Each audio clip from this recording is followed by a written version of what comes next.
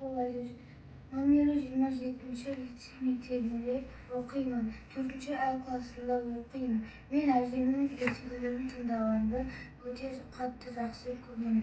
Әже, маған ертегі оқып беріңізші.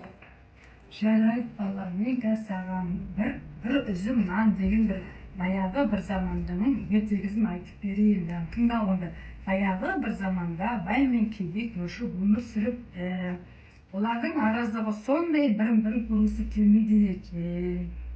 Байдың үйі өте әдемі, үлкен биік болған, ал кедейдің үйі болса ағаштан жасалған, төбесі бұтамен жапқан қорай екен. Бір жылы көктемде алапат су басып, су тасқыны болады екен.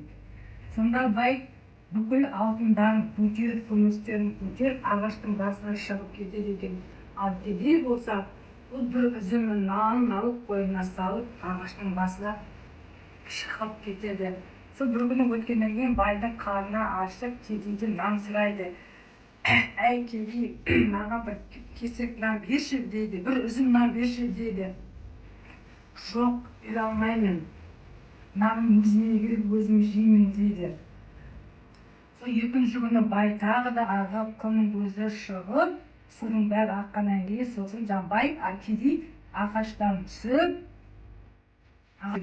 сонда кедейдің айтқан бір халықтың мақалы бар екен. Халықтың алтын, күміс, тас екен, артпай, бидай, ас екен дейді.